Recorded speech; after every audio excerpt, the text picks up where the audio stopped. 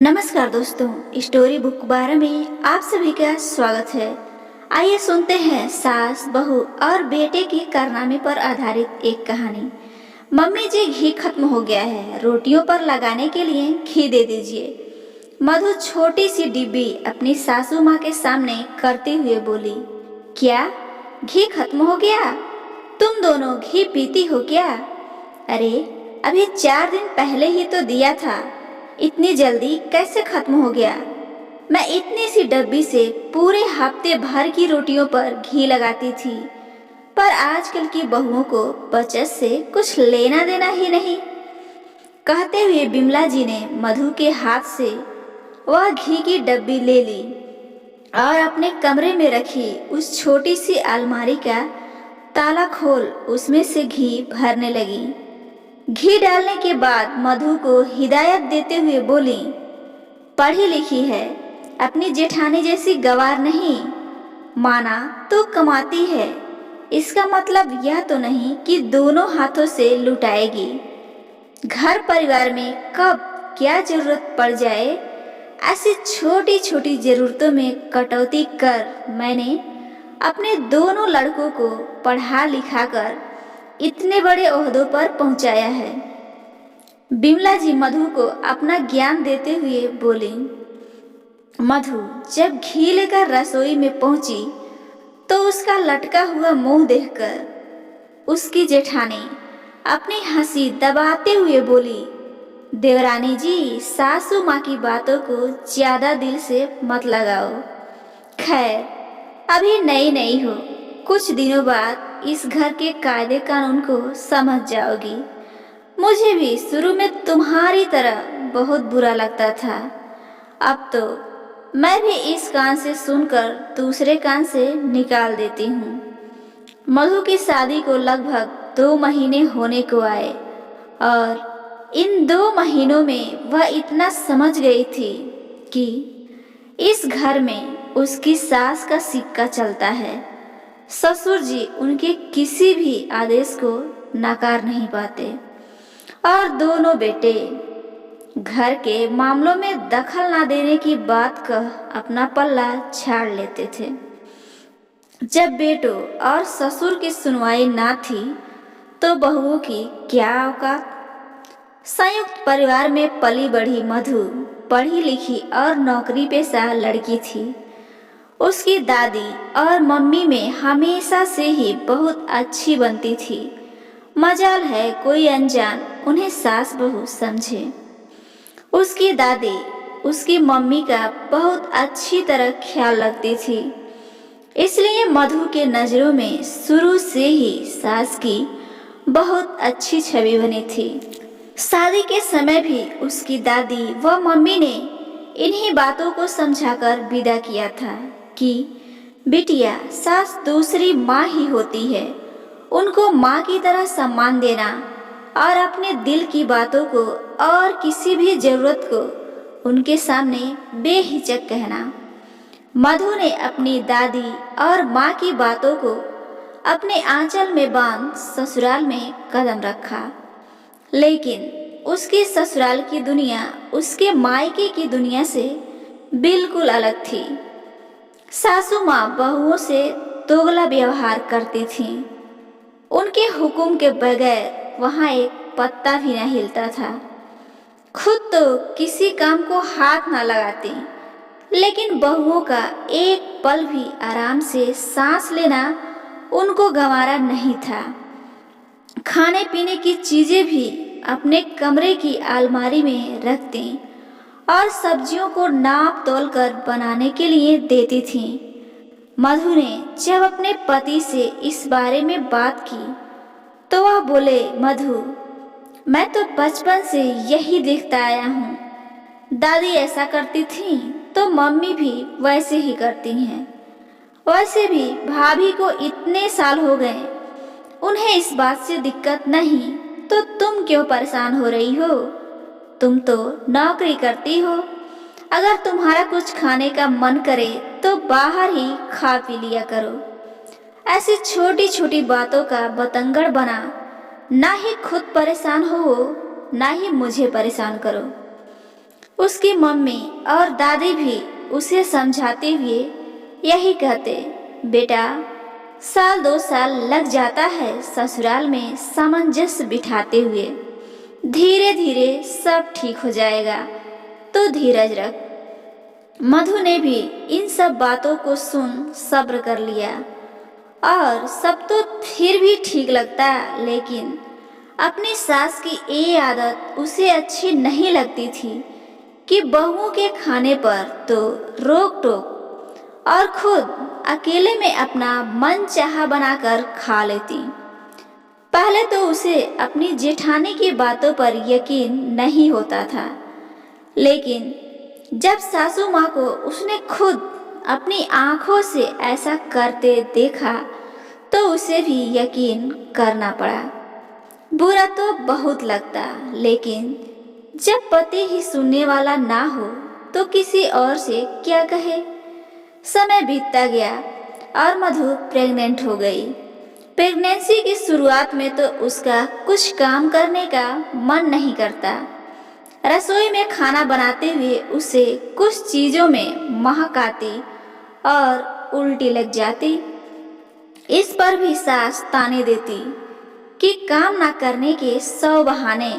अरे हमने भी बच्चे जने हैं, लेकिन हम इतने नाटक नहीं करते थे, आम बातें हैं।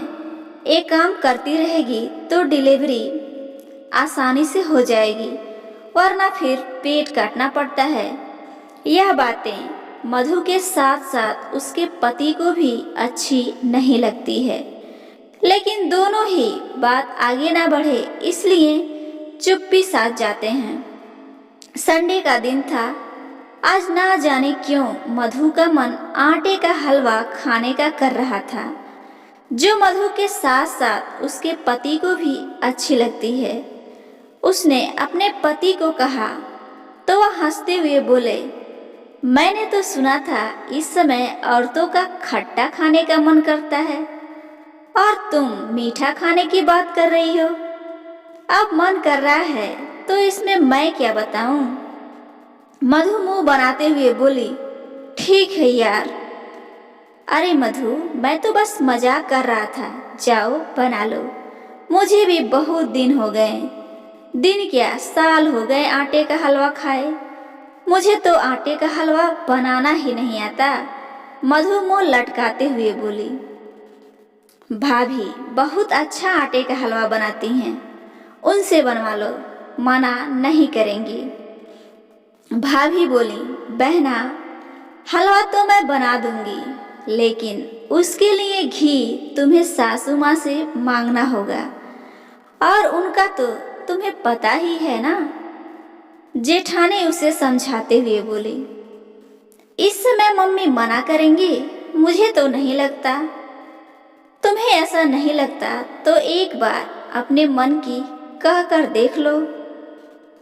तुम्हें ऐसा नहीं लगता तो एक बार अपने मन की कह कर देख लो। मधु ने जैसे ही सासू माँ से अपने मन की बात कही, वह सुनते ही बिफर गईं। क्या छोटी बहू, वैसे तो तुमसे काम नहीं हो रहा, खाना बनाते ही उल्टी आती है, फिर हलवा खाने का मन कैसे कर गया। उससे उल्टी नहीं आएगी, सब समझती हूँ मैं आजकल की लड़कियों के चोंचले। हमने भी बच्चे पैदा किए हैं, पर ऐसा चटोरपन कभी नहीं किया। सब जैसा खाते थे वैसा ही मैंने भी खाया। अगर तुम्हें अपनी कमाई का घमंड है तो अपनी गृहस्थी अलग बसा ले, तब अपने मन की करना। यहाँ तो सबके जैसा ही खाना पीना पड़ेगा। सुनकर मधु के आंसू आ गए। उसने अपनी मम्मी की बात याद आ गई कि सास दूसरी माँ होती है और उसे अपने मन की हर बात कहना। क्या माँ ऐसी होती है? वह जैसे ही मुड़ी, सामने उसका पति खड़ा था। माँ की तेज आवाज सुनकर आ गया था। क्या तू अपनी पत्नी का पैरवी करने आया है यहाँ? अपनी माँ का यह सवाल सुन उससे कोई जवाब देते ना बना और चुपचाप अपने कमरे में चला गया। लेकिन आज उसे अपनी माँ का व्यवहार वाकई ही बुरा लगा। उसे खुद पर भी गुस्सा आया। क्यों नहीं उसने कह दिया कि माँ आप गलत हो।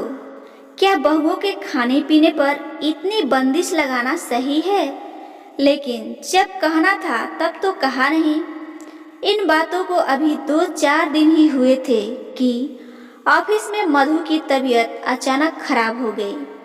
उसने अपने पति को फोन किया तो वह उसे लेकर डॉक्टर के पास गया। डॉक्टर ने बीपी की वजह बताते हुए मधु को आराम करने की सलाह दी। मधु इतनी जल्दी घर नहीं जाना चाहती थी क्योंकि उसकी जेठानी 1 हफ्ते के लिए अपने मायके गई थी। उसके घर जाते ही पता था सासू माँ आराम तो क्या करने देंगी, उल्टे अपनी तबीयत सही ना होने का बहाना कर कामों में लगा देंगी। लेकिन पति के इस आश्वासन से कि वह भी छुट्टी ले लेंगे, उसे थोड़ी बहुत तसल्ली मिली। उधर आज मौसम बड़ा सुहाना था तो सुबह से ही मधु की सास का हलवा खाने का बड़ा मन कर रहा था और आज उसे मौका मिल गया। दोनों बहुएं ही घर पर नहीं थीं और पतिदेव भी काम से बाहर थे। मौके का फायदा उठा वह अपना मन पसंद आटे का हलवा बनाने लगी कि तभी जोर जोर से दरवाजा खटखटाने की आवाज से उनका मन बैठ गया। दरवाजा खोलते ही सामने मधु व बेटे को देख उनका चेहरा सफेद पड़ गया। सारे घर में हलवे की खुशबू फैली हुई थी। खुद को संभालते हुए वह बोली, बहू इतनी जल्दी कैसे? बेटे ने उन्हें सारी बात बताई। वह मधु को सोफे पर बिठा पानी लेने रसोई में गया तो हलवा देखते हुए हैरानी से बोला, मम्मी आप हलवा बना रही थी? बस क्या करूं, बनाना पड़ा। आज तेरी बीवी खाने में इतनी मिर्ची डाल गई थी कि खाते ही पूरे शरीर में आग लग गई। बस उस जलन को दूर करने के लिए हलवा बनाने बैठी थी, वरना तुझे तो पता है तेरी माँ जैसा सब खाते हैं वैसा ही खाती है, अलग से कोई चटुरपन नहीं करती बहू की तरह। मधु की सास सारा दोष मधु पर लगाते हुए बोली, करो माँ, सब्जी मैंने भी खाई थी, सब्जी में कोई मिर्ची नहीं थी। आपका मन था तो हलवा बना लिया, इसमें इतने बहाने बनाने की क्या जरूरत है? फिर क्या मैं झूठ बोल रही हूँ? मधु की सास दहाड़ते हुए बोली, मुझे नहीं पता माँ, लेकिन इतना पता है कि 4 दिन पहले ही आपने मधु को इसी हलवे की वजह से कितनी बातें सुनाई। माँ मैंने भी सुना और देखा भी है कि गर्भवती स्त्री का घर वालों के साथ साथ बाहर वाले भी कितना ध्यान रखते हैं। मेरे ऑफिस में लेडीज इस अवस्था में उनका ध्यान रखने के साथ उनकी मनपसंद की खाने की चीजें भी बनाकर लाती हैं। और एक आप हो कि शादी के इतने महीनों में शायद ही मधु ने कोई फरमाइश की होगी, फिर आप ना समझी और आज आपका मन किया तो अकेले बनाने बैठ गई और उसमें भी दोष मधु पर लगा दिया। मम्मी, मधु के मम्मी पापा के अच्छे संस्कार ही हैं कि उसने तो इस घर व इससे जुड़े सभी रिश्तों को अपना मान लिया, लेकिन मेरे संस्कार, मैं उसे पत्नी तो बना लिया लेकिन उसके सुख दुख का साथी ना बन सका।